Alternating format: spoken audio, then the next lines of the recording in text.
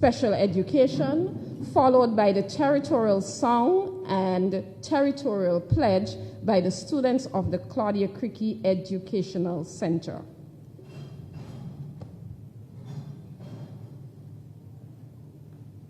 Let's bow our heads. Dear Heavenly Father, we thank you for this day. We thank you for this opportunity that we can come in your presence again. Dear God, we pray that today's proceedings would run smoothly. Dear God, cover the students. Dear God, give them that peace that they need to execute this debate today. Dear God, we thank you, God, for this opportunity that despite what is going on in our world, we can still come together and execute a debate. We thank you, O God, for our educational system and our government and all who are present here today and those watching live. In Jesus' name we pray. Amen.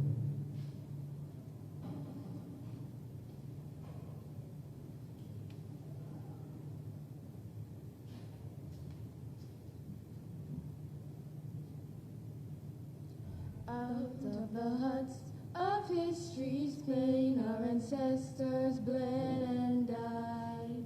But with strength and with power we overcame to restore the Virgin Islands' pride. To preserve the beauty we devised a plan to maintain ownership of this precious land. Educating our people is the golden key to maintain our success of this territory. Oh, how radiant are your daughters, and how wealthy are your sons.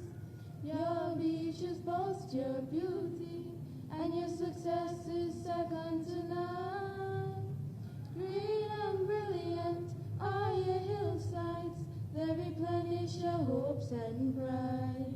Oh, beautiful Virgin Islands, your qualities can never be denied.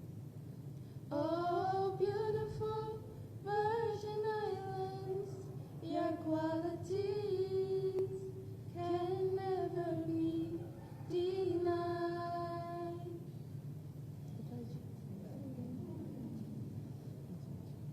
I pledge to my country the territory of the Virgin Islands, to encourage national pride and dignity, render patriotic service, promote justice for all, be true to God, and remain dedicated to these Virgin Islands.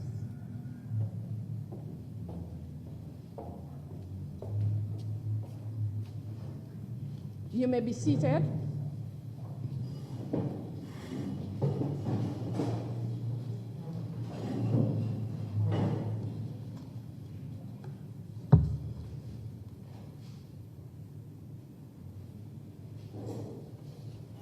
Mrs. Connie George, our Chief Education Officer, other education officers present, moderator,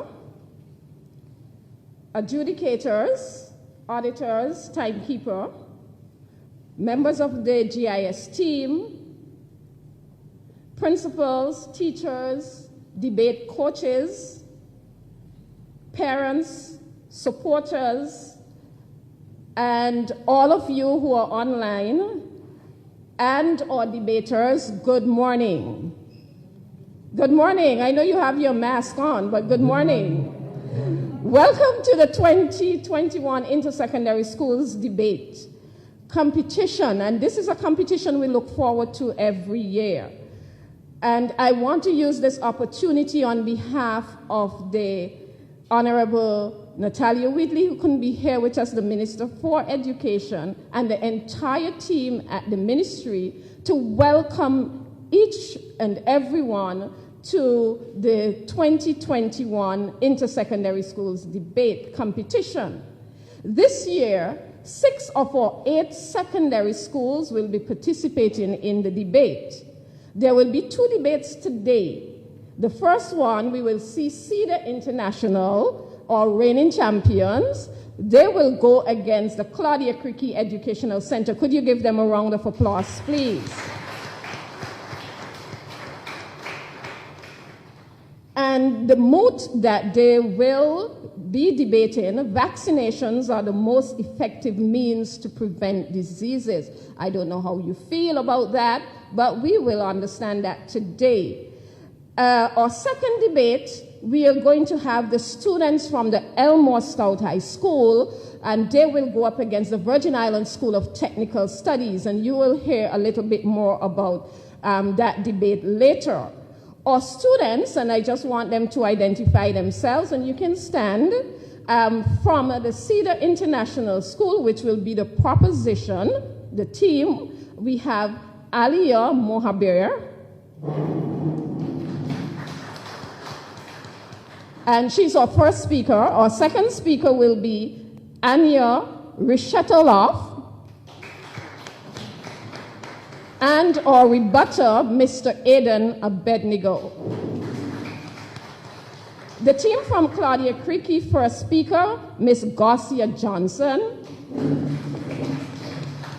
Liali Rosario, and Angelina Evans.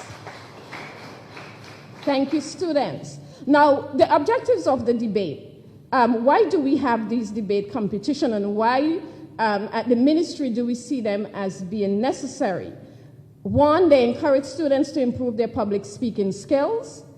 And I'm going to put a plug here. Several of the students, you would have heard about the Virgin Islands Youth Parliament, and several of the students who have participated in the secondary school debates are now part of the National Virgin Islands Youth Parliament. So it's a way of getting our students to be able to improve their public speaking skills, communicate various forms of argument. We know young people, they like to argue, and they have sound arguments, and so we want to hear what they have to say. Develop the ability to analyze controversies, select and evaluate, construct and refute arguments, interact with students from other schools. So it's not just for you to come and make a presentation, but in that social context, you're able to, in a social and intellectual context, you're able to meet with your peers from other schools.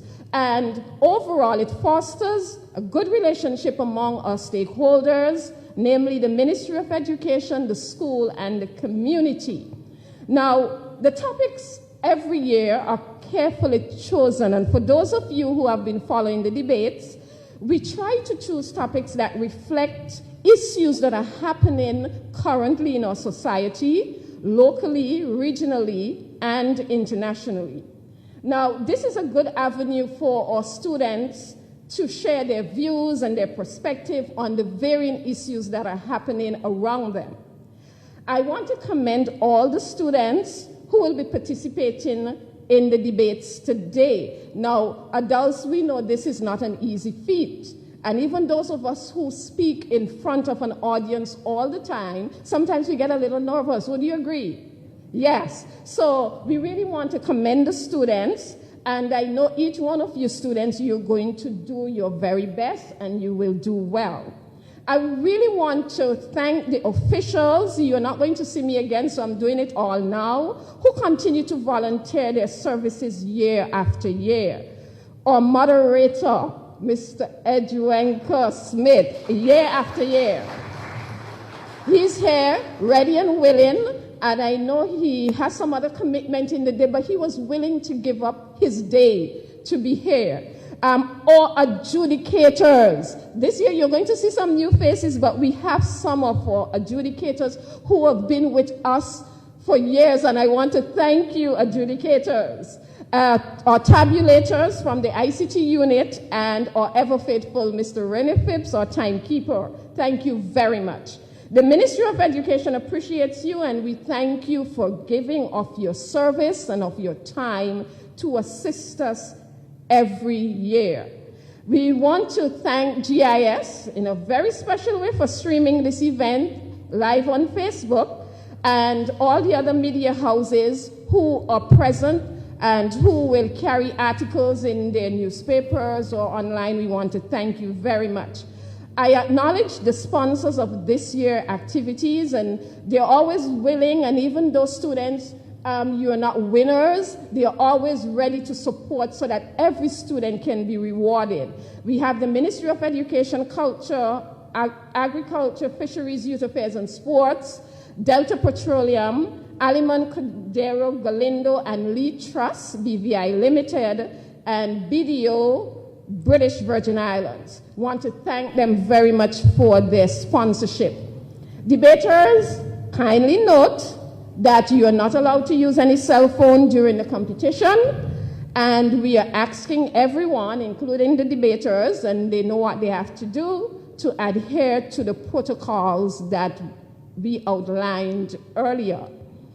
Our moderator for today's competition is Mr. Cromwell Edgewenker Smith. Cromwell Smith, also known as Edgewenker, is the managing director of a media company called Media One.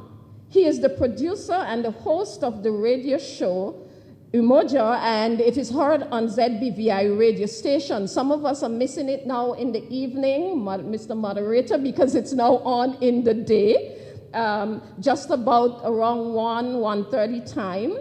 And so if you have some time, please remember to listen in to his show. He's a community activist and always seeks ways to promote and educate Virgin Islanders on issues of heritage, culture, health, and wellness, among other things. Mr. Smith has served on many boards and committees and is presently a member of the Board of Governors of the H. Laverty Stout Community College. He's also a recipient of the Paul Harris Fellow Award from the Rotary Club of Tortola for exemplary community service. When it comes to serving his community, Mr. Smith can be called upon at any moment's notice. Ladies and gentlemen, our moderator for the debates 2021, Mr. Edgewenker Smith. Thank you.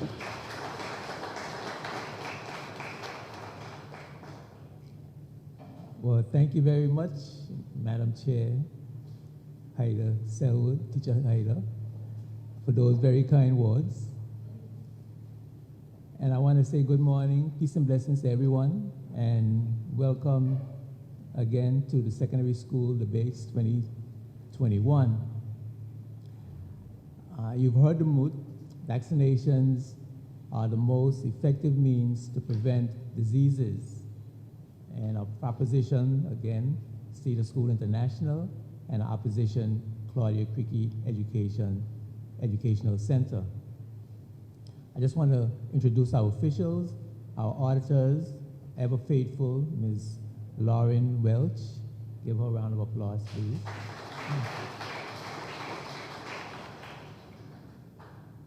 And Ms. Glenda Stevens.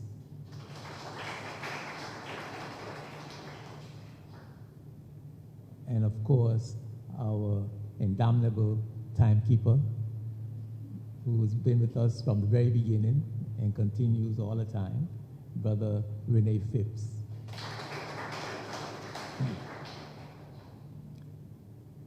Permit me to introduce our adjudicators, the long-standing, ever-present Chief Adjudicator, Mrs. Kimberly Crabb Adams.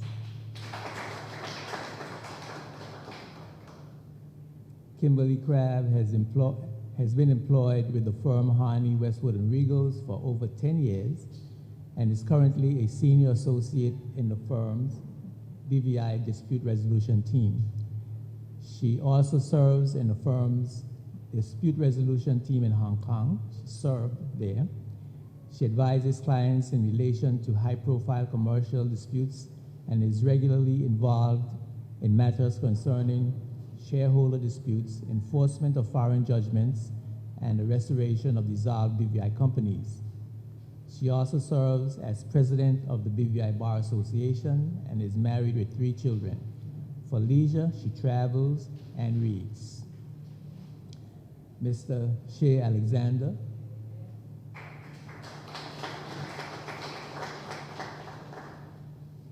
As a British Virgin Islander, Shea has always found himself entrenched in dynamic cultural nuances and human expression and communication.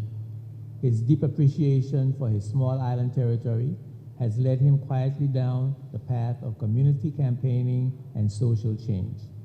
He is most proud of his community's rally around a small committee he created to launch his island's first ever electoral debate in January 2019. Now Shea has set his sights on provoking the sort of conversation that he believes will bring lasting change to the sustainable growth of his home.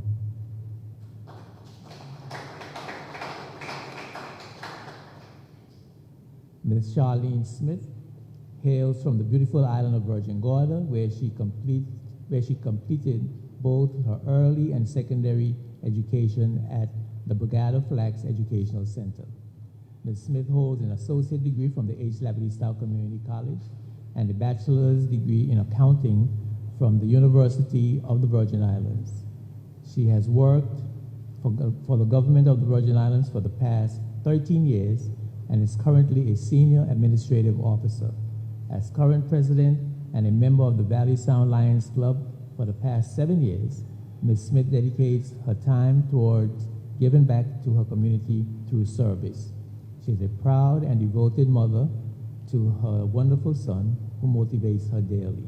Ms. Smith is also a lover of fashion, and during her leisure time, she enjoys traveling, reading, shopping, and socializing. Give a warm welcome to Ms. Smith. Our judging criteria is such: soundness of points, 35, logical development, 20 points, audibility and clarity, 15 points, posture and personality, 15 points, command of the language, 15 points, and group coordination, 10 points, for a total of 110 points. Our rebuttal judging criteria: recall of points, 10, recall and general analysis of debate, 14 points, ability to refute, 20 points, spontaneity, 6 points, for a total of 50 points.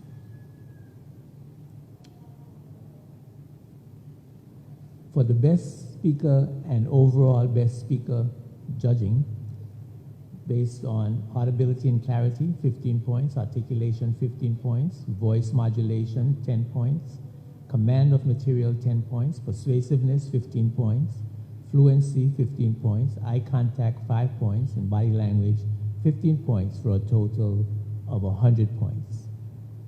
We want to note that all the speakers will be considered when judging for the Best Speaker Award. Procedures. The first speakers for the proposition and the opposition have 8 minutes to present their cases. The second speakers for the proposition and opposition have a total of 5 minutes to present their cases. There will be a 5 minutes of silence for the teams to prepare their rebuttals. The rebuttal speakers for the opposition and propositions have 4 minutes for their rebuttal. The timekeeper gives a signal 1 minute before the expiration of the speaker's allotted time and at the end of the allotted time. And let's hear the sound of that signal, yes. Following the rebuttals, the adjudicators will retire for no more than 15 minutes to deliberate. The auditors will collect the score sheets from the adjudicators, calculate the final scores to determine the best speaker and the winning team, and return the results to the adjudicators. Upon the return of the officials, the best speaker adjudicator, the chief adjudicator, will each give a 5-minute constructive critique of the performances and announce the winners. The timekeeper will signal 1 minute before the allotted time expires, and at the end of the allotted time, the results will be announced. The audience will play a role of appropriately applauding after each speaker and just making polite applause and laughter at appropriate times. Now, ladies and gentlemen, the time that you've been waiting for, the debates. Please give a warm welcome for the proposition's first speaker, Aliyah Mohabir.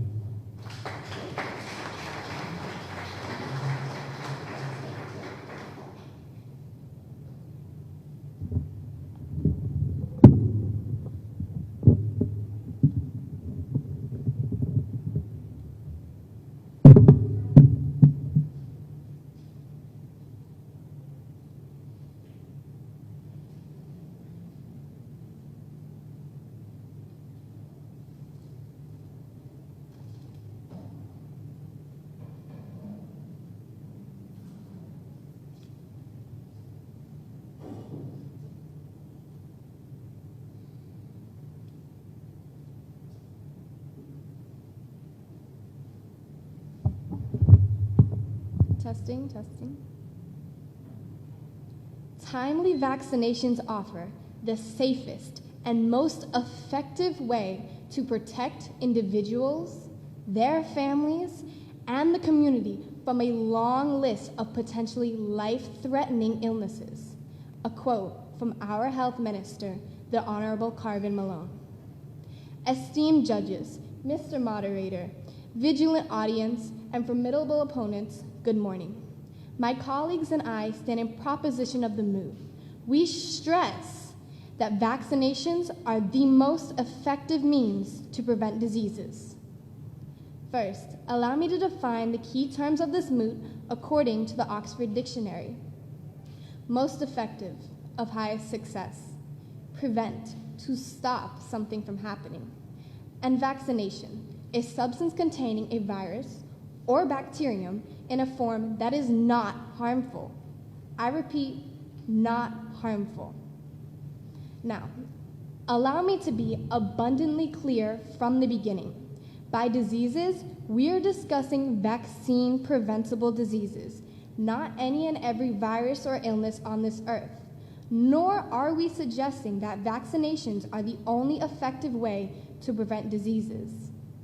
However, what we are emphasizing based on scientific data and credited sources is that vaccinations are the most successful way for the world to prevent the spread of diseases.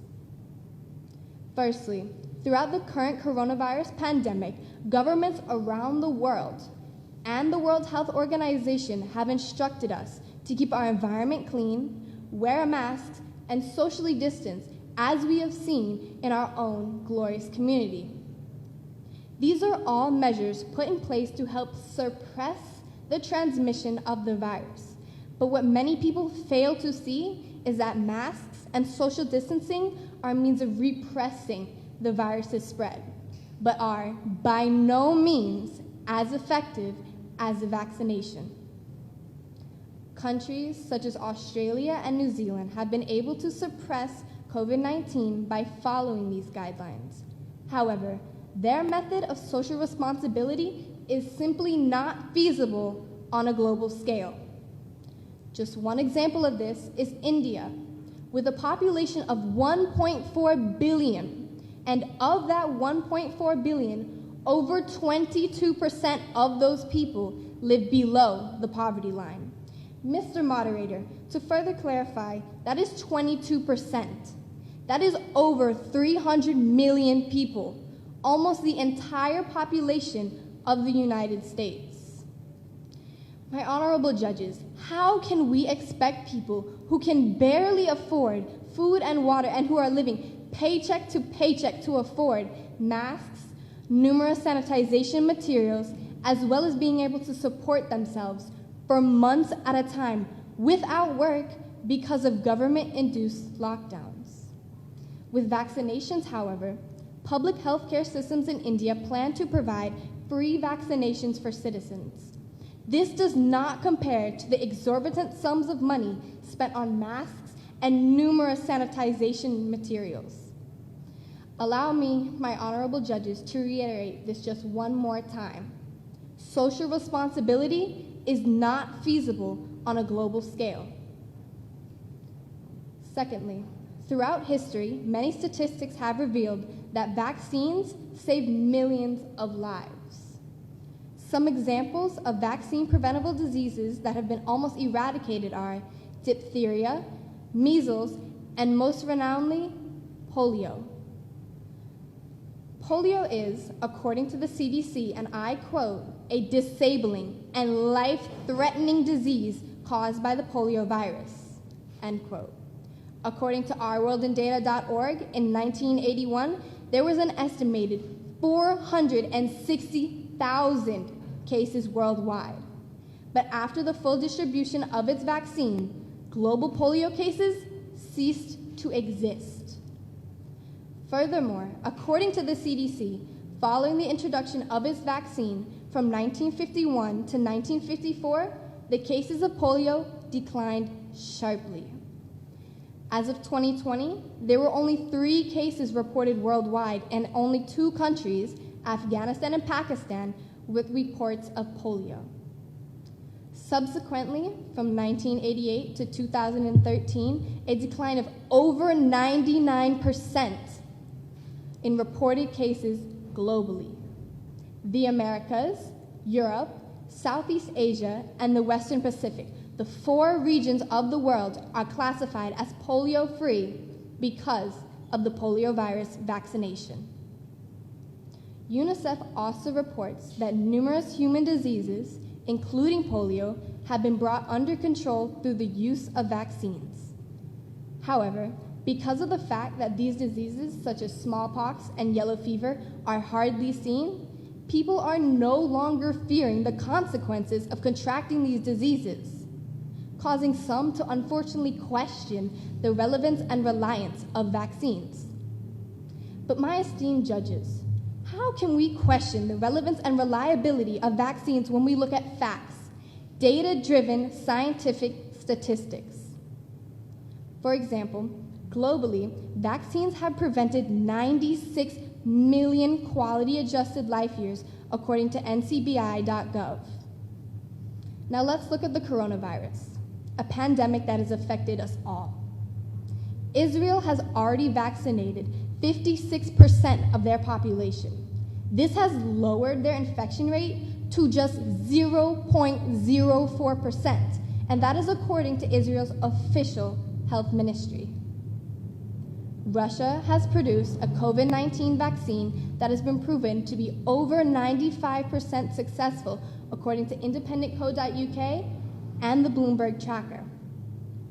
And in the US, more than 32 million doses of the COVID-19 vaccine have been administered, with an average of 1.3 million doses administered per day.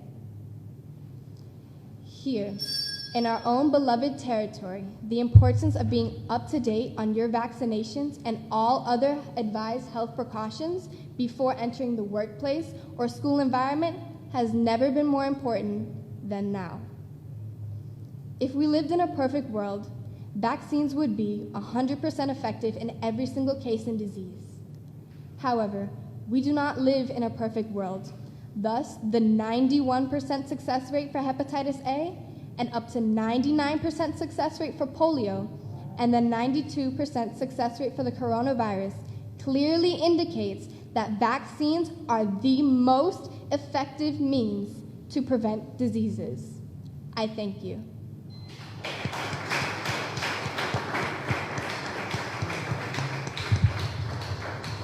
Time, 7 minutes, 46 seconds. Thank you very much, Mr. Phipps. Now please welcome the opposition's first speaker, Ms. Garcia Johnson.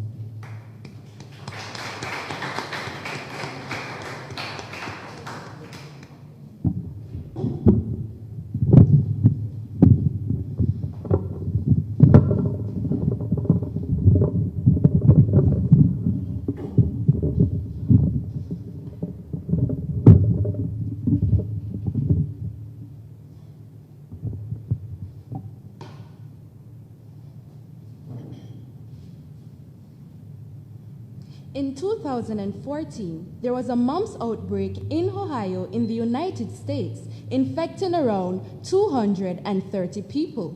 A young woman in New York caught the measles in 2011. She was given the name Measles Mary. More recently, trauma surgeon Kwali Hussein, MD, for example, developed COVID-19 12 days after her first COVID-19 injection. What do all these people have in common? Would you like to guess? Anyone? Lady at the back? Ladies and gentlemen, these individuals were already vaccinated. Trust me, I can't make these things up. Mr. Moderator, esteemed judges, my respected opponents, ladies and gentlemen, a pleasant good morning.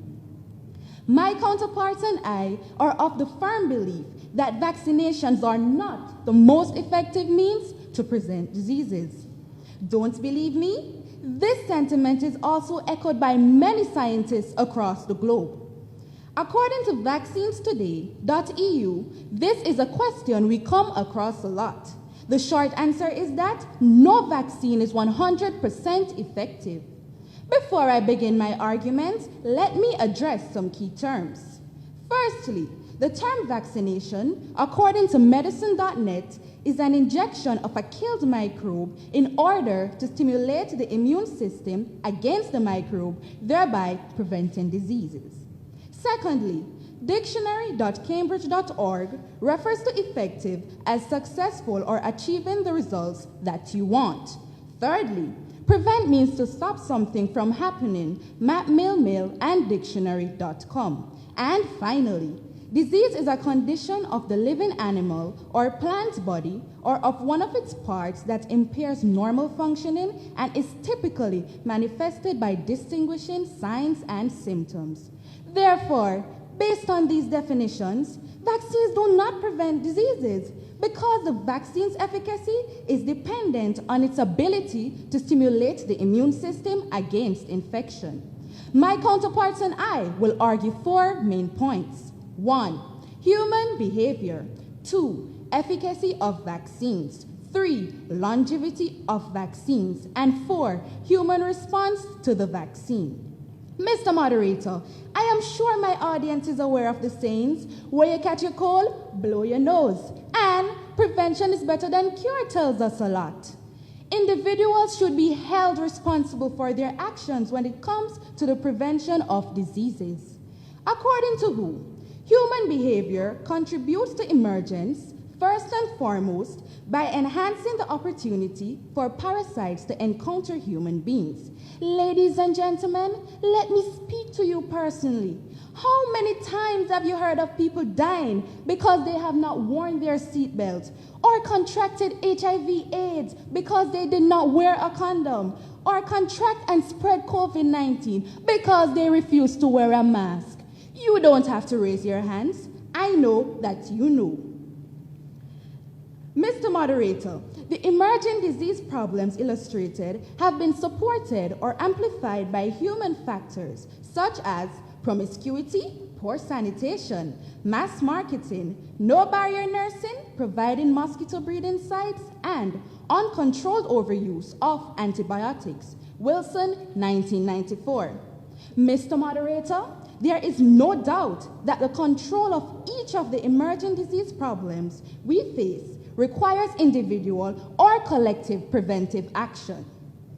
For instance, Weston, Amlock, and Hawk, 2018, argue that their analysis of the complete list of emerging infectious diseases reveals the fact that human factors contribute disproportionately to emergence phenomena. For instance, it was reported by the BVI Beacon, 2020, that a man who entered the BVI on December 20th, 2020, broke his quarantine. The former president of the United States, Mr. Donald Trump, encouraged persons not to wear masks. While thousands of persons continue to spread misinformation, calling the current pandemic a plandemic. Mr. Moderator, there are many cases like these in the Caribbean and worldwide where individuals continue to put themselves and others at risk due to their reckless behavior and their mouths. Thus, believe that given both the critical role of person-to-person transmission in the spread of outbreaks and the importance of behavioral compliance in the success of multiple infection control interventions, example, individuals need to consent to vaccination or adhere to quarantine restrictions. It is vitally important that human behavior is accurately represented within infectious disease models. Therefore, vaccines cannot prevent diseases without the compliance of human behavior. Mr. Moderator, are we saying that the cart should go before the horse? This brings me to my second point. Vaccines are not always effective in preventing diseases. As a matter of fact, immunity is not like flicking a light switch. There is no simple on or off button. According to immune.org.nz, no vaccine is 100% effective. A small percentage of people are not protected after vaccination, and for others, the protection may diminish over time. In the real world, these things can happen, and mild disease can occur despite successful vaccination. Therefore, Mr. Moderator, like the sands of time, prevention runs out eventually. It is only a matter of time. According to www.cdc.gov, how well a flu vaccine works or its ability to prevent flu illness can vary from season to season. Mr. Moderator, for example, the flu vaccine changes every single year despite persons given the shot. In addition, persons often complain that although they have been given a flu shot, they still contract the virus. According to WHO, during years when the flu vaccine is not well matched to circulating influenza viruses, it is possible that little or no benefit from flu vaccination may be observed. Therefore, we cannot always rely on the vaccines to prevent the disease from infecting persons. Mr. Moderator, this sentiment is also backed by the experts in the field, who consistently inform the public that vaccines are not the most effective means of preventing a disease. It is an option, but it is not the most effective. For instance, a recent report on CBS Evening News, December 7th, in an interview with the Chief Dr. Anthony Fauci in the US said, and I quote, "Even with vaccines, persons should continue to wear masks and social distance," end of quote. Mr. Moderator, it is clear as day that vaccines are not the most effective means to prevent diseases. It may slow the spread, it may control severity of symptoms, however, it does not guarantee a person complete immunity against contracting diseases. Therefore, it is up to us as individuals to do our part. ScientificAmerican.com sums it up best, and I quote, "The pathway to vaccine-mediated control of an infectious disease is not always so direct. Ultimately, whether and to what degree immunization prevents transmission depends on the pathogen itself, the host or hosts it infects, and the interaction between the two. Therefore, it is clear that many factors play a role in preventing diseases. Health.harvard.edu claims that the primary method to prevent infectious diseases is having good hygiene practices. Mr. Moderator, ladies and gentlemen, the scientific world has spoken. Scholars and I, Garcia Johnson, have spoken. Vaccines are not the most effective means to prevent diseases. I thank you.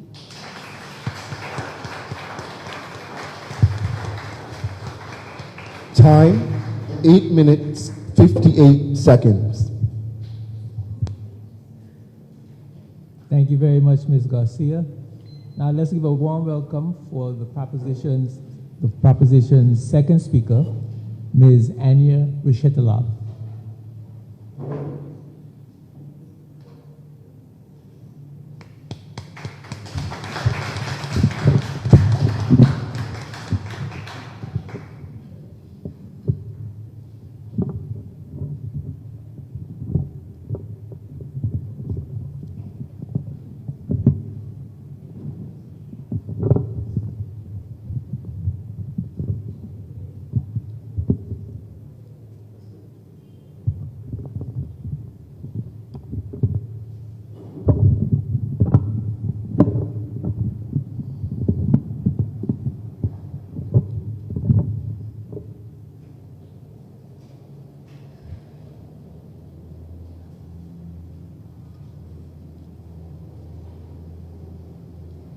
I see the monster all around you. I see the pain in your eyes. I see that you want it to be over, but it's never ending. It makes your head burn like fire, and the spots on your body red like blood. Surely there must be a way that I can cure you, to take my sword and slay the beast that tortures you. We need a vaccination. Esteemed judges, Mr. Moderator, respectable audience, and admirable opponents, good morning. I acknowledge the protocol already established. My colleagues and I stress that vaccinations are the most effective means to prevent diseases. My first speaker discussed how vaccines has saved millions of lives and how countries worldwide have taken comprehensive precautions. Now, I will discuss how vaccination has been a major factor in our very own beautiful British Virgin Islands and the long-term effects of refusing to take a vaccine. According to the Center for Disease Control and Prevention, to reside in the BVI, you need to be vaccinated for diseases such as measles, smallpox, influenza, polio, and much more. Our very own health minister, Mr. Carvin Malone, stated, and I quote, "The importance of vaccinations can never be overstated, as this has been one of the greatest public health achievements in the modern era." End quote.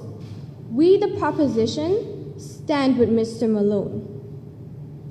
Mr. Moderator, how can we possibly deny that vaccines are the most effective means to prevent diseases when even our local schools, our health minister, and our government require all students to be up to date on their vaccinations?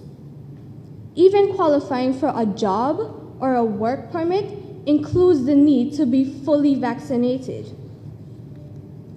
Our government is completely aware of how fast a disease will spread in our small island community.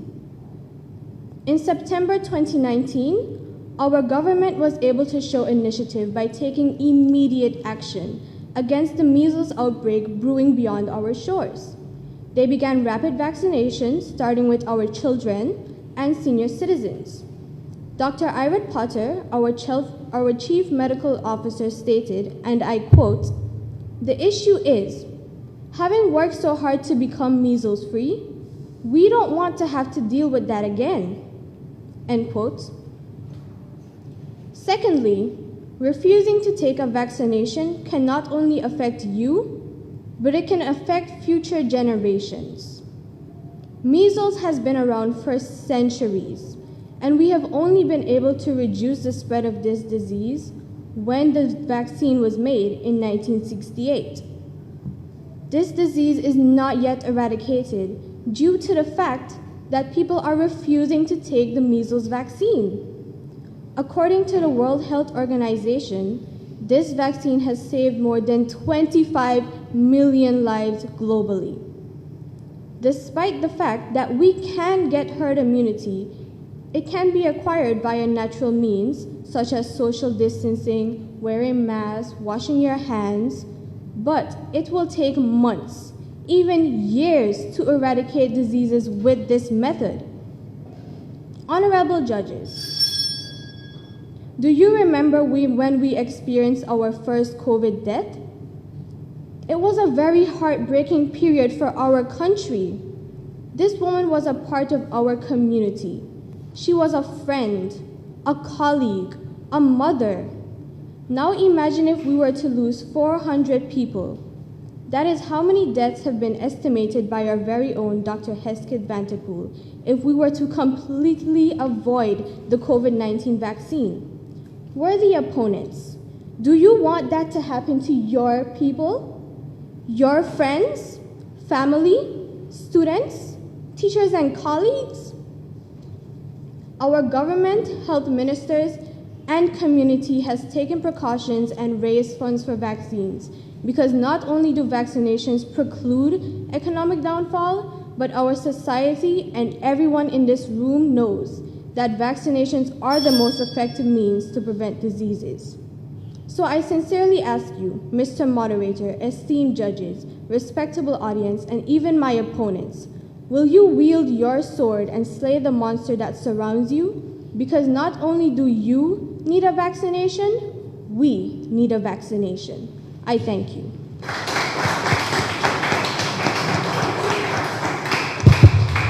Time, 5 minutes, 21 seconds. Thank you very much, Ms. Reshetaloff. I'll give a warm welcome for the opposition's second speaker, Ms. Lily Rosario.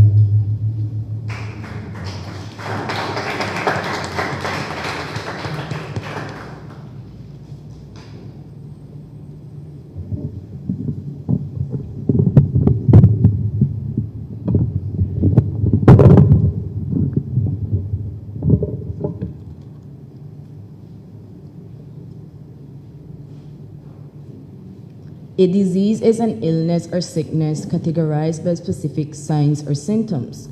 Diseases are caused by bacteria or infections, as well as psychological and non-communicable conditions. According to historian Thomas Fuller, and I quote, "He who cures a disease may be the skillfulest, but he that prevents it is the safest physician," unquote. Mr. Moderator, my teammates and I will clearly show that vaccinations are not the most effective means to prevent diseases. My teammate aptly argued two very important points. Now, I will clearly outline and explain how the longevity of vaccines and how human response or individual difference in response to vaccine can adversely affect the effectiveness of vaccines' potency in preventing diseases. Mr. Moderator, whilst my opponents may argue that vaccines are highly effective, the reality is they are not 100% effective. Some vaccinated people will still contract the disease they are vaccinated against. And there may also be outbreaks of infectious diseases in populations where most people receive their scheduled vaccinations. One such reason for this occurrence is the long-term protection of the vaccine or its longevity.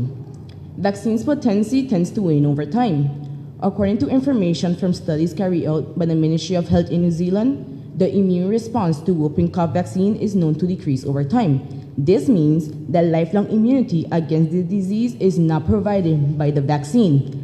Based on this information, it is absolutely absurd to think that vaccines are the most effective ways to prevent diseases. The duration of immunity varies with different disease and different vaccines. Lifelong immunity is not always provided by the vaccination.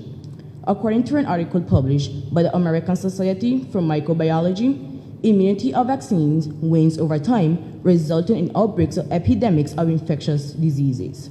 Long-term protection against infectious agents that have a complex life cycle and antigenic variation remains a key challenge. Although the goal of vaccination is to establish durable lifelong immunity, it has become clear that for a number of infectious diseases, vaccine-induced host protective immunity wanes over time. Another important point to note is most vaccines offer good protection for many years. However, levels of protection may naturally decrease over time or may be reduced when the immune system is working well less because of medical conditions, medications, or aging. Mr. Moderator, if vaccines are indeed the more effective in preventing diseases, then why will the vaccination wane over time?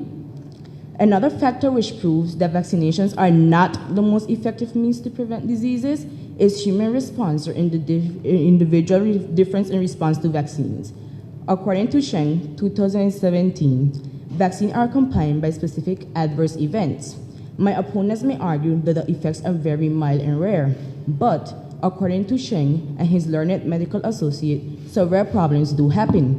These include serious allergic reactions, long-term seizures, coma, cancers, deafness, or permanent brain damage, and even death. Mr. Moderator, listening audience, imagine being vaccinated against a disease, but yet still ending up with another graver long-term illness. Is this prevention or merely a gamble? According to Jordan, 2002, the Whole Health Organization listed the ingredient used in some vaccines that helps create a stronger immune response in people receiving vaccine as carcinogenic. Mr. Moderator, my listening audience, do you know what a carcinogen is? No? Let me enlighten you. A carcinogen is the agent with the capacity to cause cancer in humans. What's more, this ingredient ruins the host viral defense program and at the same time mutates the gene, specifically the p53 gene that is responsible for tumor suppression. Did you know that all human cancers to date are virus and p53 mutation associated? What a coincidence! In closing, this debate is important as we navigate our way throughout this novel COVID-19 pandemic. And pharmaceutical companies and government constantly bombard us with the notion as to fix this problem. But let us pause for a minute and ask ourselves, will this vaccine be 100% effective in preventing this novel virus? Are we ready to face the many adverse effects associated with vaccine administration? I'll leave you with the words of Mahatma Gandhi, and I quote, "Conscientious objectors to vaccination should stand alone if need be against the whole world in defense of their conviction," unquote. So, Mr. Moderator, even if we are the lone voice in the wilderness, we will station our voice in unison and resonate that vaccinations are not the most effective means to prevent diseases. I thank you.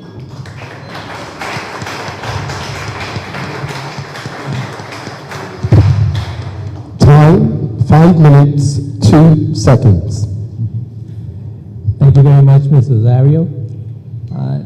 Now let's take 5 minutes of complete silence in order for the debaters to prepare their rebuttal.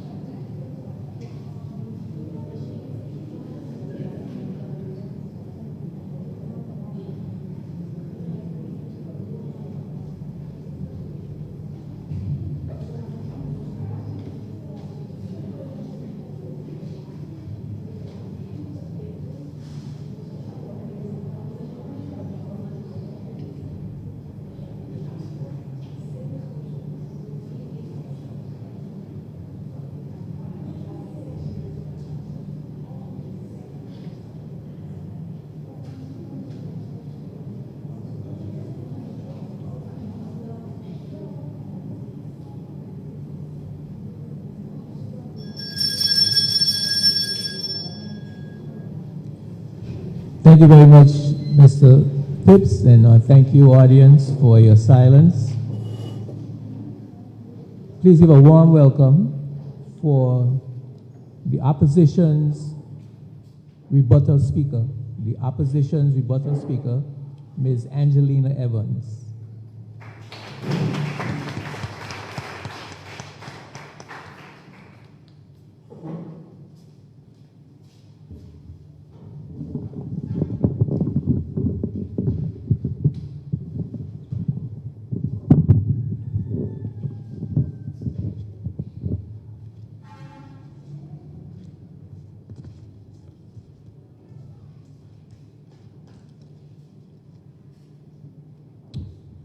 Ladies and gentlemen, a pleasant good morning.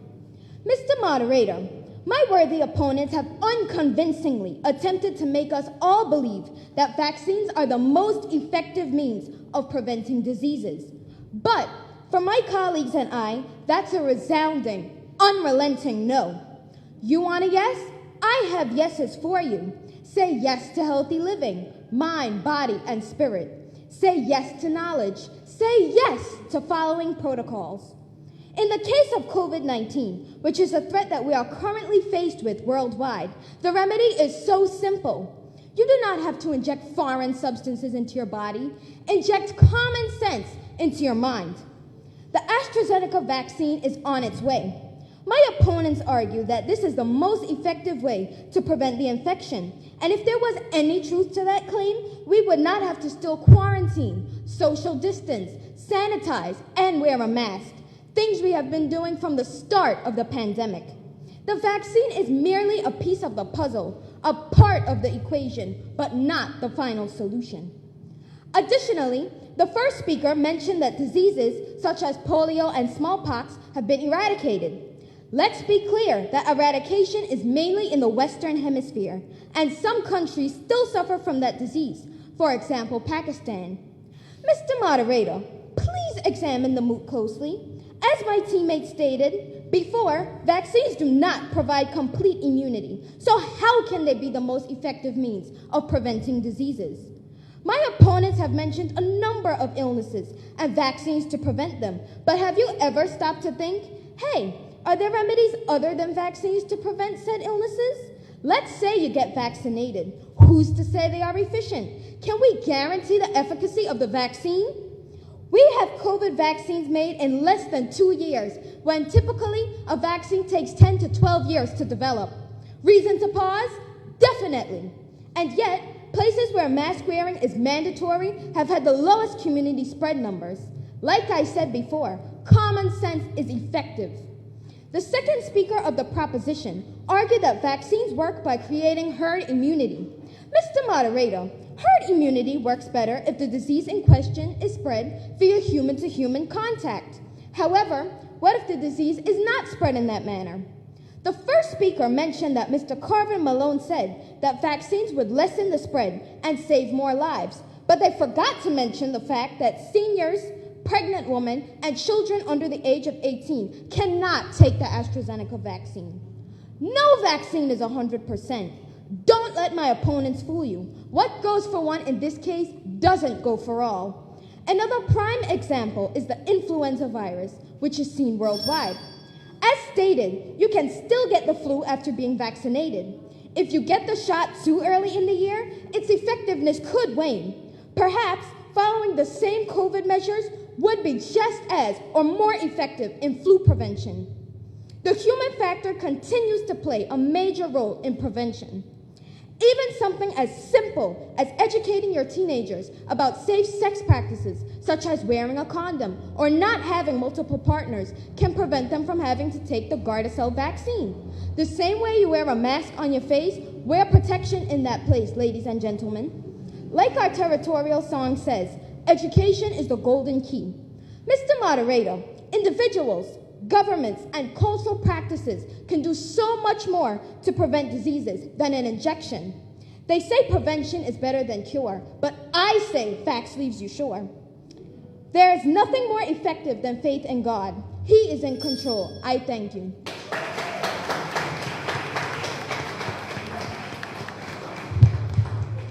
Time 4 minutes, 2 seconds. Thank you very much, Ms. Evans. Now give a warm welcome for our Propositions Rebuttal Speaker, Ms. Aidan Abednego. Mr. Aidan Abednego.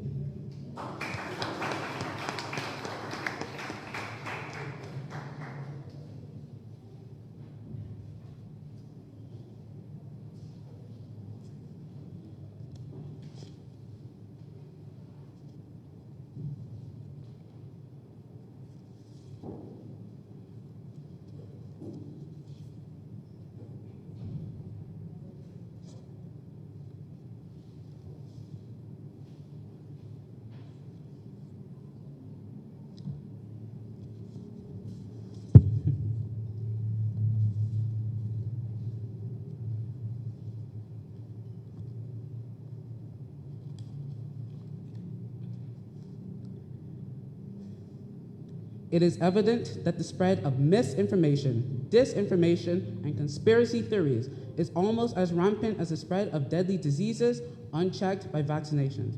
Good morning, esteemed judges, Mr. Moderator, opposition team. Through analytically listening to the arguments proposed by the opposition, it's become painfully apparent that some of the key points made are objectively wrong and that there are palpable flaws in their argument. First and foremost, I'd like to highlight that we are talking about vaccine-preventable diseases. Many of the points brought up by my opposition were discussing diseases that have been eradicated by vaccines or that vaccines are not a qualified,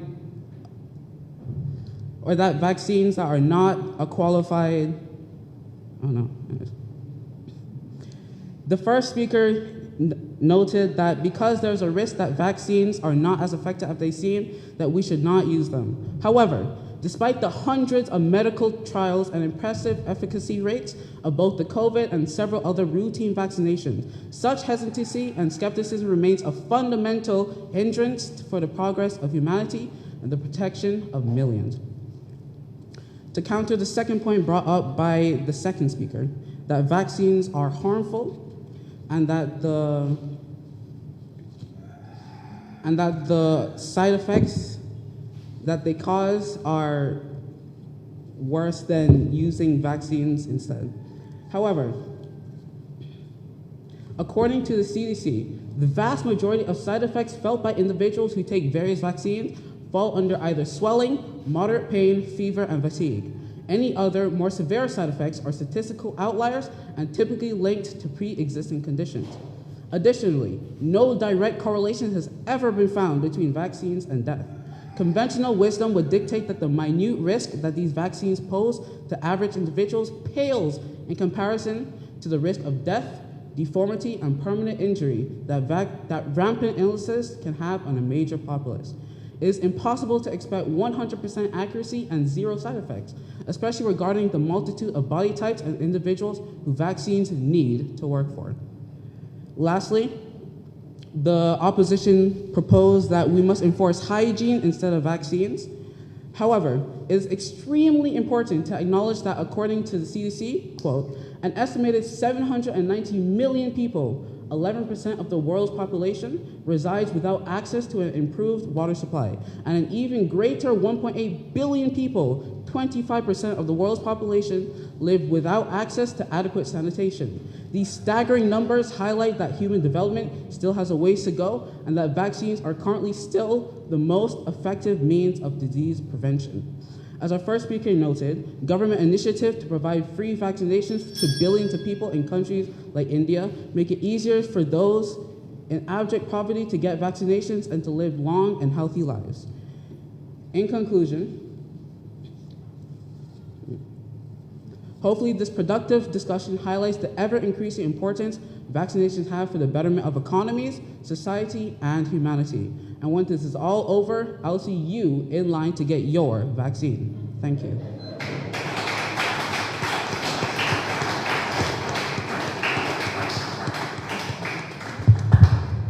Time, 3 minutes, 28 seconds. Thank you very much, Mr. Abednego. Ladies and gentlemen, we've heard the debates, very informative, debates. I'm sure it's going to be a difficult decision for the judges. It's now time for the judges to seclude themselves and deliberate, take a 15-minute deliberation. This gives us an opportunity to have audience discussion about the MOOT. Vaccinations are the most effective, let me see. Vaccinations are the most effective means to prevent diseases. And I hope you'll work with me here this morning. I want to do a little survey of the persons present in the room. By show of hands, how many of you are going to take the vaccine? How many of you are going to get vaccinated? By show of hands. Wait. Can I have your attention, please? Because I don't believe that anybody heard me. How many persons are going to be vaccinated? How many persons are going to take the vaccination? It's 1, 2, 3, 4, 5, 6. Okay, 6 persons. And everybody else is not taking the vaccine. How many persons are not taking the vaccine? So 3. What? Let me see. You're not taking the vaccine. You're not taking the vaccine. Who else is not taking the vaccine? So we more or less have an even number, and the majority are still contemplating. The majority of the persons in the room are still contemplating. Undecided. Still undecided. Okay. Would anybody volunteer why they are undecided? Why they're not sure whether they're going to take the vaccine or not? Good afternoon, all. I'm not undecided. I just ain't taking America and British vaccine. No, not so fast. Not so fast, Mr. Hodge. You're not taking the British and the American vaccine. What vaccines will you take? Still doing my research, but the one that is developed by our people, for our people. Okay. And so if we don't have one that is developed for our people, well, first of all, how do we determine which vaccine is developed for our people, by our people?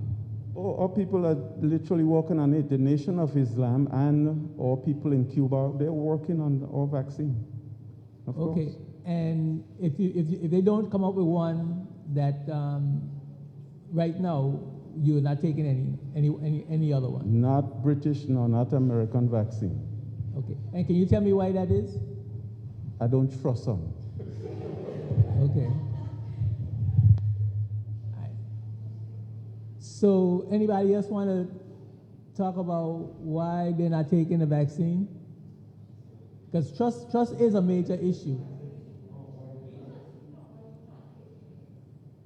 Anybody else want to get in on the conversation? Why you're not taking the vaccine? Good day, everyone. Good day. I've heard information about American vaccines being started using aborted fetal tissue. And now that for me is a no-no. I'm not going to take something that has that tissue, or even though they say it's historical. Hold the mic to your close. Sorry. Yes. I would not take a vaccine that is started in that way. Okay. So you're against abortion? Yes. And so that's the starting point. And then to be using it to start a vaccine chain is not, for me, a good thing. Okay. And I would like to ask the question about Caribbean research. We've gone from the global scene to our BVI local scene. But we have the University of the West Indies Medical School. And I concur with Mr. Hodge that we need to understand what our local persons in the region are saying about COVID and about how they would bring about a vaccine. So that for me is the part that's missing. Those are your two concerns. Yes. Okay. Now, if we were able to determine what is in the vaccine, yes, then that would be helpful to you. Yes, very much helpful. Okay. Because I'm not understanding about the whole COVID idea. Like the young man said, disinformation, misinformation, propaganda, and all sort of stuff coming into your phone and just filling up your head with a lot of stuff that is not relevant, necessary, or even, helpful. Yeah. Well, what about the healthy living, like the young lady said?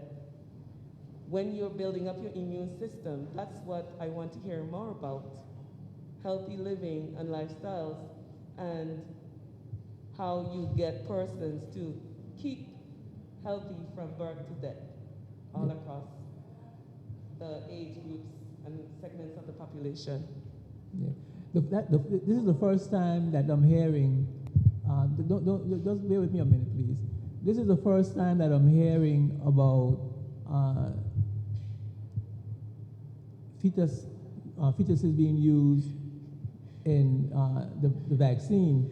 That is why I said to you, things coming into your chats, and that came from a church brother. He was listening to family, focus on the family, and there was a panel that was discussing how the vaccines came about and so on. I've since deleted it out of the chat, so I don't have it to refer to right now. Okay, and so you believe that you don't view that as some made up information. Well, why is that credible to you? Why is that believable to you? I do not support, condone the use of that sort of material to begin a vaccine.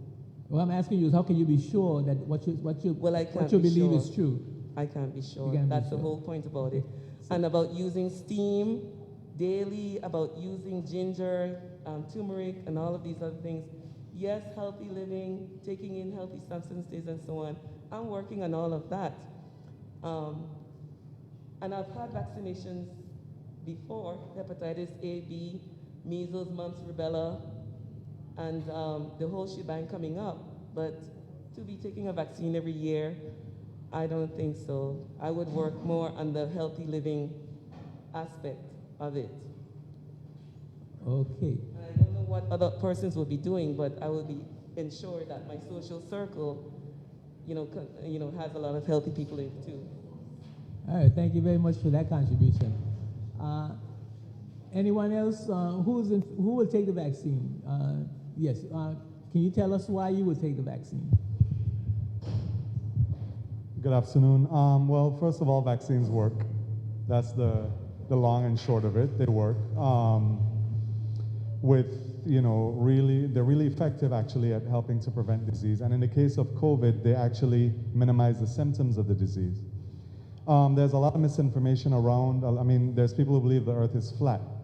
So, it's not surprising that you would find a lot of people who don't believe that vaccines work and that kind of thing. And part of that is that we don't trust many times, because of historical occurrences, what doctors tell us, what leaders tell us. So there's a mistrust between, these professionals and the population at large. So I understand people who believe, this is made with this, or this is dangerous, this is going to kill me, this is going to poison me. Some people will have allergic reactions to the vaccine. Some people, it might not work as effectively in some as in others, but for the most part, it'll save the vast majority of people from severe symptoms.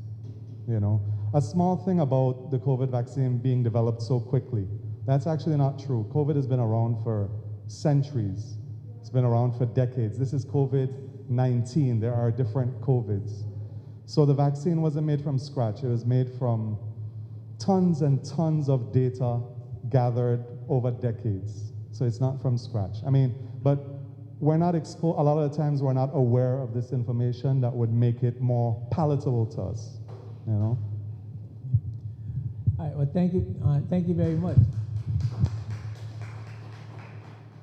And there is a very serious trust issue, and that trust issue is not totally unfounded, you know, because of course we've heard of instances in the United States where persons, especially persons of African descent, have been experimented upon with a vaccine that was purported to cure syphilis, for example. You know, so there is some concerns. How do you think that we can overcome those concerns and make it credible for us to feel comfortable and trusting in the vaccine? Anyone? What can we do? One of the things that I personally was thinking about was if we were able to test the vaccine ourselves, look into the vaccine to see what the components, what it consists of, and whether there is harm in the composition of the vaccine. But I don't know. We don't seem to have that capacity. I don't know. We certainly don't have that capacity in the territory, and I'm wondering whether we have that capacity regionally. I know that, for example, the president of Tanzania, President Magufuli, has made a public statement that he will not give these people the vaccine until his scientists in his labs, in their labs, have tested it. So that was one way, I think, to establish credibility for taking the vaccine. Would that be something that we should take a look at? Testing the vaccine for ourselves regionally, especially persons of African descent, regionally and internationally, on the continent of Africa, in the Caribbean region, and certainly in the United States. Is that something that should be done by the scientific community to allay the fears of that segment of the populations globally regarding the vaccine? We seem to be being made to just accept what we are being told because it comes from the World Health Organization or it comes from the Center for Disease Control and other government agencies, that that we should just accept what they're saying to be the case. And it seems as though we are ignoring the concerns about the credibility. Is that something that we should be thinking about as a territory and as a region and as a world with these vaccines? Anybody? Speak into the mic. I feel like your statement is a little irresponsible, given that we in the VI are sitting in a position of privilege. We don't have persons around us dying. We don't have, we are not seeing it the way that other countries are seeing it. We're not seeing it in that way. I'm not going to dispute the argument that we do need to have a healthy lifestyle. We do need to eat well. We do need to exercise. But the fact of the matter is, viruses are treated in a certain manner. It's just how it is, right? The best way is to have been exposed to it in some form so that you have these antibodies present to be able to fight it, right? So I understand people's right to choose to take the vaccine or not. But the problem with choosing whether or not you take it is that it affects me, it affects my mother, it affects people that I care about with compromised health, immune systems, and that for me is a problem. Yes, we want to be cautious, but we don't have that luxury. Are we going to sit and wait until our numbers look like they do in the US? They won't get, comparably for our per capita basis. Is that what we're going to do? When weird to me that we have persons in the U.S. fighting tooth and nail to get in line to take this vaccine. And we in the VI and the Caribbean, our rhetoric is, even from our leaders, our rhetoric is, I'm not taking that. I'm not taking that. I'm away. That, to me, is very dangerous and scary. It's scary. Okay. So do you think that persons should be put in a position where, I don't want to use force to take the vaccine, but certainly coerced into taking the vaccine? It seems as though some choices are being developed where, for example, you may need a vaccine passport to travel. Yeah. Do you think that those measures should happen, should take place? Let me tell you what I think. I think the choice should remain with the person whether they take the vaccine or not.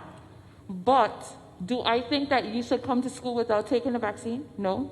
Do I think you should go to work without taking the vaccine? No. Because you put us all in danger. So yes, you have the choice, but then you must also make the choice to self-quarantine, to stay away. When the choice is take the vaccine or starve to death. No, not starve to death. Of course not. How is that a choice? Don't get to the extremes. That's not what I'm saying. Well, let me hold just a minute, right? You just said you shouldn't be allowed to go to work. Eventually, yes. I extrapolated. I make that the end result. So I extrapolated. But when you say if you don't take the vaccine, you can't go to work. And if you can't go to work, you can't earn money. And if you can't earn money, you can't buy food. So that's where that's going. Okay, would you want your child to go to school with somebody that has not had the polio, the MMR vaccine? Would you want that? And then your child catches this virus, comes home, and then has a debilitating illness or dies. These are the realities of what happens when you don't take vaccines. It's just how it is. Like, I understand people don't like putting foreign entities into their bodies, but it's just how it is. Okay, thank you very much for those comments. This gentleman here, I think, would like to add. Okay, that's it. Thank you. I agree entirely with the lady. I think trust and verify, there is some merit to that, but I think the trust and verify is with relatively minor decisions. So vaccination is a public good. I'm not sure whether there should be some mandatory enforcement. I think I'm on the side of yes. We have a driver's license to ensure safety on roads. Minimum age to consume alcohol. There are places for regulation, and I would be in support of certainly subsidized vaccinations available but required for a student to attend a school, people to go to work. I would support that. I would go so far as to say government mandated, like we mandate a driver's license, because I believe we're dealing with a public good. For your initial point about trust and verify and the science, each scientist doing their own testing, my thought there is that, if I buy a Toyota car, I know that Toyota has spent years, kind of going back to what you were saying about the years that the COVID vaccine has been in research. Toyota has spent years, decades in research and development, and I believe that the car I buy for them is relatively safe. It's not going to explode. It's not going to break down on me. It's going to be relatively safe, and I put my trust in Toyota because I know the consequences for Toyota if they sell me a car that explodes the minute I turn the key. The consequences financially for Toyota are enormous. In other words, if they didn't put the years into R&D and that car explodes. So the consequences for the GlaxoSmithKlines, the Pfizers, the pharmaceutical companies are the same. They, of course, no vaccination is perfect, well established. But the years of testing that the vaccinations and similar have gone through is because of the consequences for those pharmaceutical companies of not doing that testing. not getting the vaccine as close, as least imperfect as it can be, because the financial consequences of vaccine-related deaths are really significant for the companies. These vaccines are the it's the golden egg of these companies. I think I read yesterday, one of the pharmaceutical companies will make $4 billion in revenue just in the first 6 months from one of the vaccines. So the amount of R&D that's gone into checking and testing certainly increases my trust. And I would put the same trust in a vaccine as I would in buying a car, as I would in getting on a flight or an airplane. And I think that trust, I would put the same if a government tells me this is mandated for you to go to work, for your daughter to go to school, this is a requirement legally, I would put that same trust there in the government as well. Sorry, miss, that went on a bit longer than I expected. Don't sorry, go ahead. Don't go so fast. Do you believe that a person can strengthen their immune system to a point where they can resist contraction of the vaccine? I mean, I don't, from what I know, I don't think so. I think that would be rare. I think there's possibly cases, like the students talked about, the different biological makeups of different individuals, the different DNA. There's possibly cases where we've become immune, some certain persons has, but generally, the vast majority of persons, I don't think so. And that, until I'm shown differently, I'm going to go safety first, and I'm certainly going to advocate for the vaccine being compulsory. All right. Thank you very much for that. Thank you. Yes. Good afternoon, everybody. Just a few points that I heard, and it sort of made my heart skip a beat, that making it mandatory for school, for work. And when we're discussing these things, we have to look at the line that we're crossing where it comes to basic human rights.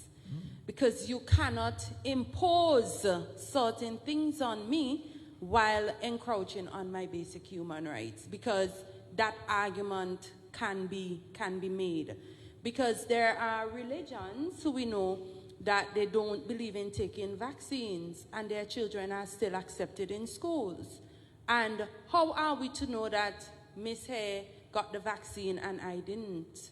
Right? So we really have to be careful when it comes to saying, oh, it should be made mandatory because to go to school, to go to work. For me, human rights, you're stepping on people's human rights there.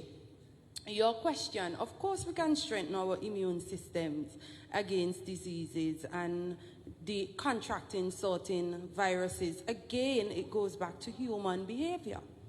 Human behavior and the way that we treat our bodies. Of course, there will be that percentage of persons who will still contract a virus no matter what they do. Yes, but also we have to look too at the rate of death, the death percentage when it comes to COVID. Even the flu virus kills thousands a year. However, is it mandatory that I have to take a flu shot so that I can come to work or that students can attend school? So we have to be careful when we're speaking about mandatory. Yeah, but don't go so fast. According to this gentleman, and rightfully so, and we see it all over the world, particularly in terms of contracting things like chronic diseases, right, which are lifestyle diseases, that we have a considerable amount of persons in the world, perhaps the vast majority of people in the world are diseased, are ill, and their immune systems have already been compromised. And so, and you can't get them to change their behavior because the culture, the global culture, does not facilitate the mentality that says, I'm going to take responsibility for my health. So it's a public necessity to protect the rest of to protect the people in the world who will not take responsibility for their health by, giving vaccinations, as this gentleman is saying, as a public good. Now, in many instances where you travel overseas, for example, you go to certain places, you have to take certain vaccinations in order to go to those places. So the mandated vaccination is not new. It's not a new thing. I think it's rearing its head now, perhaps because it appears that COVID-19 is more severe. The illness COVID-19 is more severe than other illnesses, and it's more contagious. And so the fear that has been instilled in us and is driving us towards the feeling that that this vaccination is absolutely necessary for the global health and the global safety. And you made a very important point, fear. So it's fear mongering that is making us believe that it should be mandatory.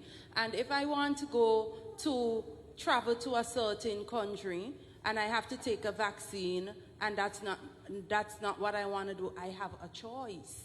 And I think that choice and taking away my right to satisfy basic needs, there are two different things. Because when you're telling me I have to be vaccinated to earn a pay, that is taking away my right to provide my basic needs. Yeah. What you say about what you think about that whole concept of the mark of the beast? The whole concept of the mark of the beast. If you don't accept the mark of the beast, you won't be able to buy or sell. And so a lot of people, a lot of conspiracy theories are relating the COVID-19 vaccine as the mark of the beast. So, because the way it's being promoted, you get the sense that if you don't take it, you will be virtually relegated to a small environment, or you will refuse interaction with those human beings that have taken it. Do you think that in the context of human rights, what you think about that?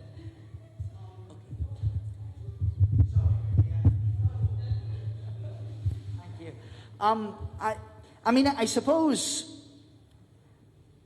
we're not just talking about COVID-19. Like the gentleman said before, there's variations of COVID, and there will be many more COVID-related bird flus and all of that.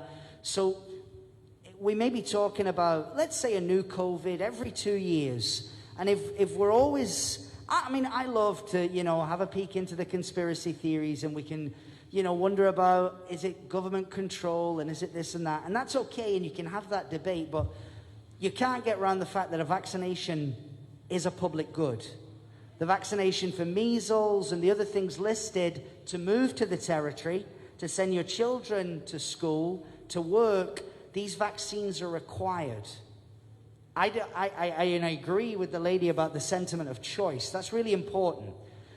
The lady doesn't want to do the driver's test. She's choosing not to drive. Everyone should have those choices, and I agree. But because vaccinations are a public good, I can choose to send my child to a school that doesn't require a measles vaccine. I'll make that choice. I wouldn't, but I respect people who want to. So that's divisive in itself. You can have a school for non-measles vaccinated children if you want to, but I'm going to make my choice to go with what is in the public good. Some people won't, and I respect your right to choose. But fundamentally, I don't know if this is a choice that I would encourage anyone to make, because it's a public good. I'm not going to go choose to excessively consume alcohol when I'm 14 years old because I'm choosing. It's my freedom to not. I don't agree with the 18 18-year-old age limit and I'm choosing to drink at age 12, yeah, the person can make that choice. It's their right, if they want to go against the evidence and make that choice, but to deal with the consequences of that choice. The young person has to deal with the alcohol poisoning they'll get, whatever the consequences of drinking at age 12. As long as you're willing to deal with those consequences for yourself, that's okay. But then alcohol consumption at under age 18 is not a public good. Vaccinations are. So I think it becomes a majority kind of decision when it's a public good like vaccinations. All right, thank you. Sorry, thank you my very dear. much. All right, let the lady over there speak, yes. I have a question. There was a reference to AIDS. Why no reference to Ebola that we've just had happen in some African countries recently? Why no reference to that as a virus and the examples and lessons learned? Excuse me a moment. Who are you addressing the question to? I'm sorry. Actually, to the researchers, to the students. We can't talk to them. Oh, sorry. All right, then I just they're not allowed to. I'm sorry. I should have said that they're not allowed to participate in this discussion. Okay, sorry. And then I wanted a repeat of a quote, so I'll just have to leave that one. Yeah. About cure and prevention.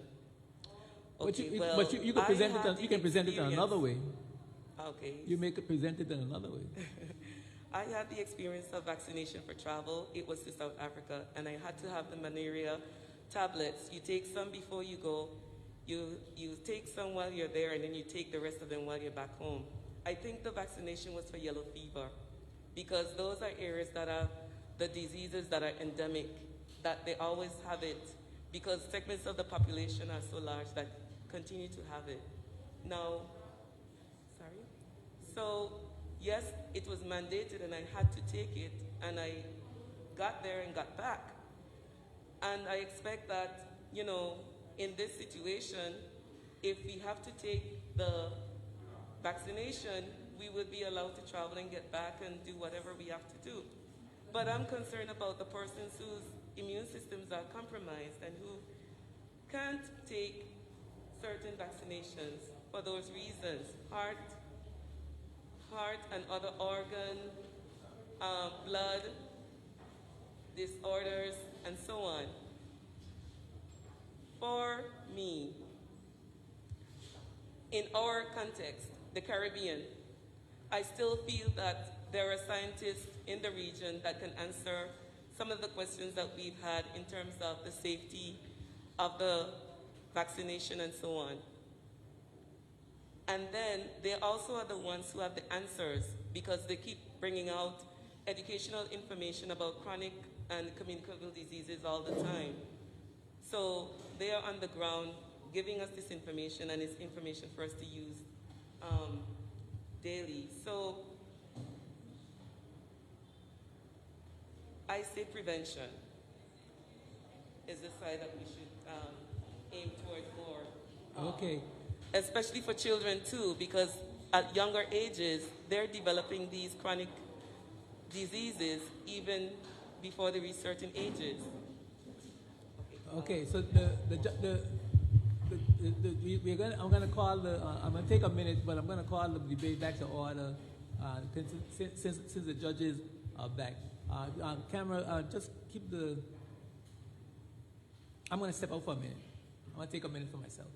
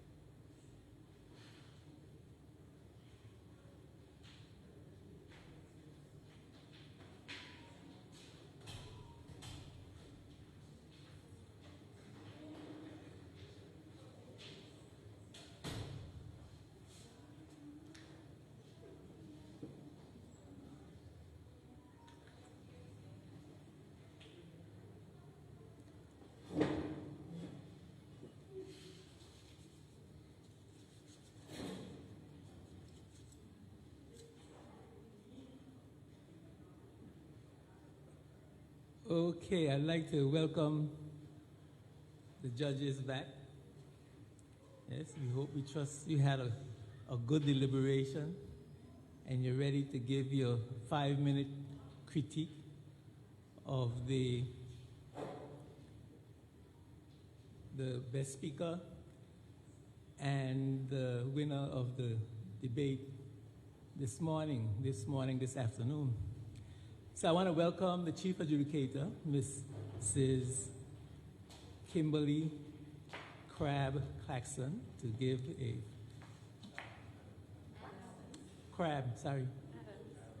Adams, sorry.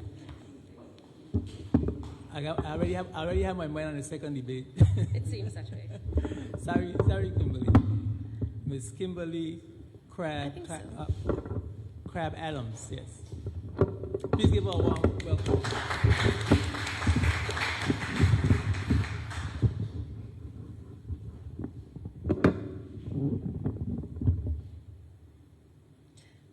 Good afternoon.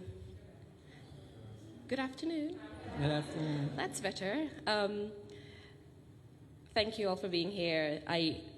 The moderator has given me 5 minutes, but I've been told I have 2, so I will adhere to the 2 minutes, I hope.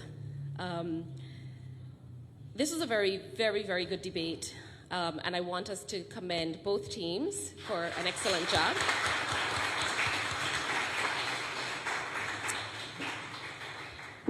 My comments are going to be general, and so both teams will be able to, I trust, take from what the judges have collectively considered to be some key points to make. We found that generally the clarity and the presentation and the audibility of the speakers from both sides was very good. We liked the fact that we didn't see a lot of fiddling with papers and losing of places generally in speeches. We didn't see persons grabbing onto podiums. We saw people standing away and being a bit more comfortable and free in their speech. One thing that we did notice, some speakers spoke very, very quickly.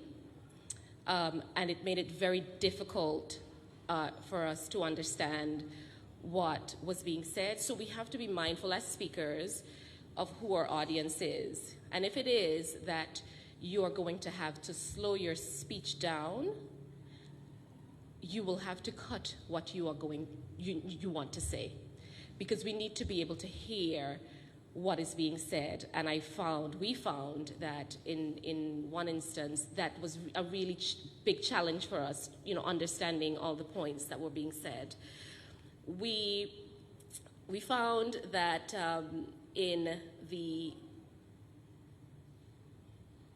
presentations, one thing that I would love our speakers to be mindful of is our audience and our subject matter. So this is something that's very topical, and we don't know which side of the debate our audience is on. We don't know which side of the debate our judges are on.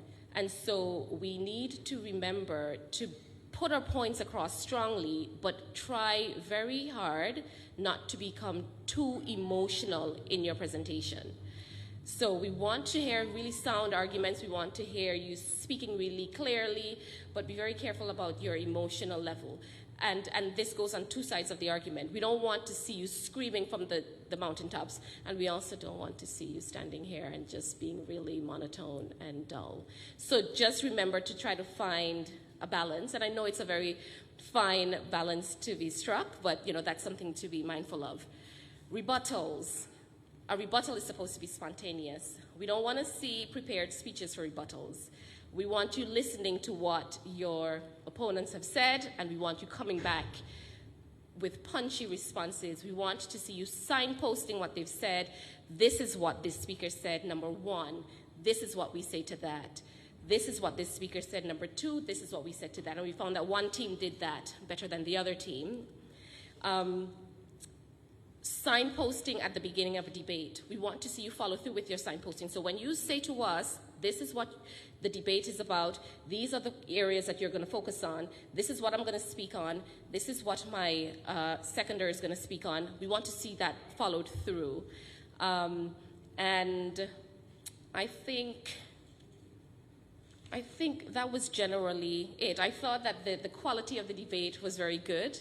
You know, of course, it's very difficult getting up and speaking in front of strangers. So, you know, we saw where nerves came into play, and, you know, that happens. But generally, very good debate, and you guys should be very proud of what you did here this morning.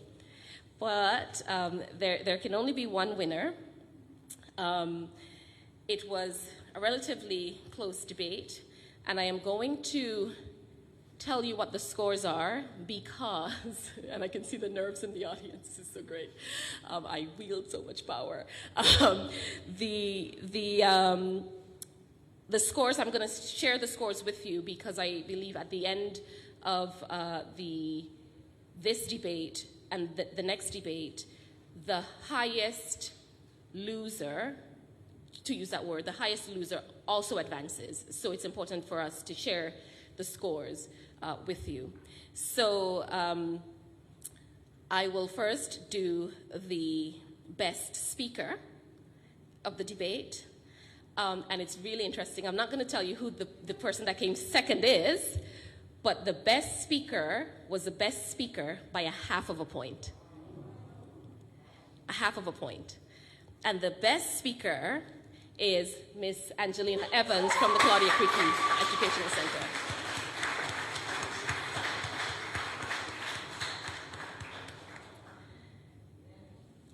And the scores for this morning's debate: Cedar School amassing 545 points.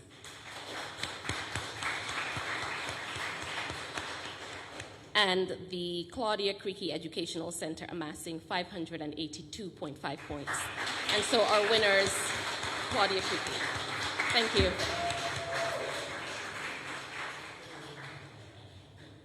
Thank you very much, Mrs. Kimberly Crabb, Adams, Chief Adjudicator. I want to congratulate both teams.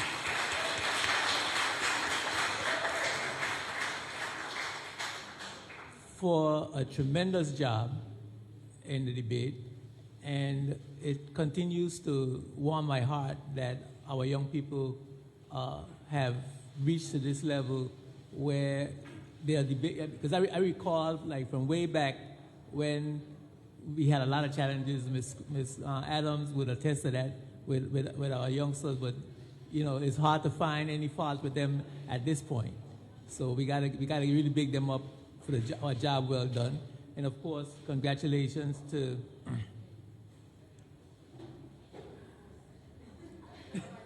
Claudia Creque. Listen. Thank you.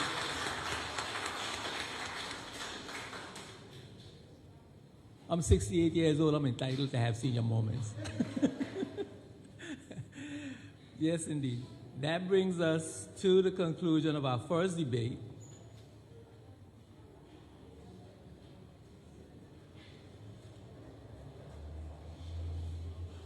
Yes, the conclusion of our first debate, our first inter-secondary school debate, 2021, for the MOOT, vaccinations are the most effective means to prevent diseases.